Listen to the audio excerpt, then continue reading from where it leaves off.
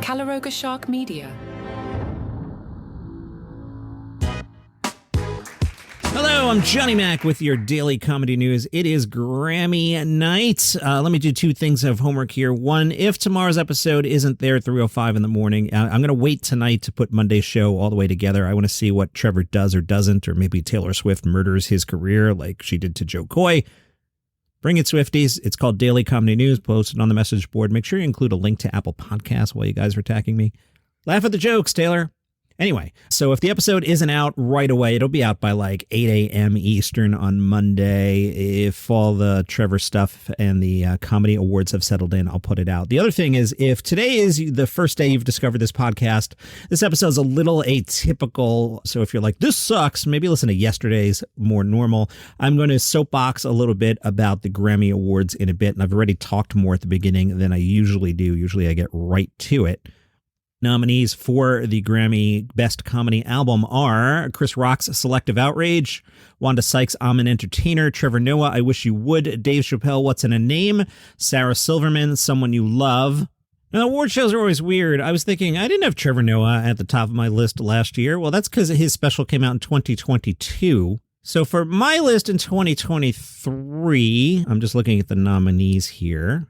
I had Chris Rock at 13. Trevor actually has a special after this one. That one was called Where Was I? I have that at 15. I had Sarah at 20. And Chappelle, I think, was also at the end of 2022. Let me see if I can find my 2022 notes. In 2022, I had Sheng Wang as number 1. I had Trevor Noah's I Wish You Would at 8. And if I remember correctly, Chappelle came out like maybe after Christmas, so I didn't have it on my list. Regardless, as you hear me talk, I'm not really remembering that Dave Chappelle special, so that's not the answer. I would pick Trevor Noah, and I think that would be a nice win for Trevor, who's hosting and just is on the top of the world right now. Apparently irreplaceable as host of The Daily Show since they had to go back to Jon Stewart and 3-4 guest hosts a week. Anyway, good luck to Trevor Noah is my pick for the Grammy. He's a 2-time Emmy winner. He has never won a Grammy. He says, I'm rooting for Beyonce to break the most wins. I'm rooting for Taylor Swift to win the most albums. Please make a Taylor Swift joke. I want to see if she ices you, because she iced the Fox cameras and she murdered Joe Coy's career. I want to see what she does if you make a Taylor Swift joke. That's how we'll know if Trevor's in like the Hollywood inner circle. If Taylor gives him a ha ha ha, then we'll know like Hollywood has accepted Trevor Noah. Joe Coy, sorry, bud. Trevor says, what's tough about these categories is that almost every single person in them, someone who I believe deserves to win that award. Yeah, they're all great. I agree. He says, I'm not part of the voting contingency. I'm actually glad because then nobody can come up to me and say, who'd you vote for? What'd you do? Luckily, I don't have that stress on my shoulders. He compared a regular set to hosting awards. He says, I think stand-up comedy is a performance that's curated not just for, but by the comedian for their own audience. It's one where you're in total control. And most importantly, you're the reason that people are there. An award show is different because you're not the reason people have come most of the time. And everyone there in the audience is there predominantly because they're hoping to take home an award. So that makes this gig different.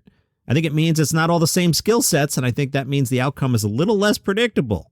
Because if you're a comedian, you're on stage and you're not doing well, you can switch things up. You can do whatever you want. You can't do that in an award show. So it's a different discipline, and I don't take that for granted because it's difficult in a very different kind of way to just doing stand-up. All right, I'm going to get on my soapbox here. If you don't want to hear the soapbox, maybe hit skip, like 30-second skip. Hit it like 10 times. This will probably take 3 minutes would be my guess. So here's my soapbox. The headline is, I disagree with the Grammys on what an album is. Now, they can pick whatever they want as an album. It's their awards. But let's go back. In 1959, the Chipmunk song won the Grammy. As we get into the 60s, things like Bob Newhart's The Button-Down Mind Strikes Back. So let's use that as an example. Clearly, an album. I would like to experience the comedy of Bob Newhart. Well, there are two things I can do. I can go see Bob Newhart live, or I can go to the record store and buy this 12-inch vinyl, also known as an album, and play The Button-Down Mind Strikes Back on my record player at home. Clearly, an album. 1963, Vaughn Mader's The First Family. Clearly an album. As we head into the 70s, 1973, George Carlin, FM and AM. I can either go see George Carlin, or I can buy a 12-inch vinyl. Maybe by 1973, did we have 8 tracks yet? Maybe. I don't know. An album, you know? Now it starts to get a little funky. So in 1984, we have Eddie Murphy's Comedian. I owned that on cassette. Cassette, another form of album, it's a thing you listen to. You're not watching it. But there was also Eddie Murphy Raw, I believe it was called, which was the HBO special, and the material kind of overlaps. But at least there was an album there. I could take my cassette and listen to it poolside with the other teenagers, and believe me, we did. But as we get into the 2020s, Dave Chappelle's Sticks and Stones won in 20, Tiffany Haddish Black Mitzvah in 21, Louis C.K. Sincerely 22, Dave Chappelle's The Closer in 23. Those to me are Netflix specials or video specials. Those aren't the same thing to me as Bob Newhart, But the Grammys disagree from their own website. Screening criteria for Best Comedy Album. This category recognizes excellence in comedy recordings, including spoken word stand-up comedy and musical novelty recordings. So far, we agree. New comedy performance albums, whether recorded in a studio or live. So far, we agree. Or whether recorded in an audio-only format or as part of a video project are eligible. And that's where we are now. The Grammys feels a Netflix special is eligible for a Grammy. I'm like, aren't we doing audio recordings here? What happened? So if Weird Al makes a funny video but doesn't release an audio version of it, is that eligible? I guess it is now. The Grammys tell us recordings that are compilations and excerpts from a current year radio or TV program or new recordings of comedy performance first aired on television within 5 years of the release date are also eligible. Recordings that are compilations and excerpts from non-current year broadcast radio or television programs, audiobooks, even if considered humorous, albums of sound effects, and albums of environmental recordings are not eligible in Best Comedy Album and may be entered in other categories as appropriate. So I'd say we'll agree to disagree, but they're not my awards, so the Grammys going to do what the Grammys are going to do. The other thing is, and I've been programming comedy radio for 20 years now, a lot of people don't release anything that John on Old Man Mountain would call an album anymore. Most things are just video releases or they go straight to YouTube. Maybe if we're lucky, there's a digital release and you can buy some MP3s. But, the days of George Carlin putting out 12-inch vinyl, that's over. Cracked reminds us that no comedian can touch what Bob Newhart did in the 1961 Grammys. Newhart recorded his debut comedy album at a club he'd never heard of, the Tidelands Motor Inn in Houston. Bob had never performed in front of a live audience before recording that album. Wow.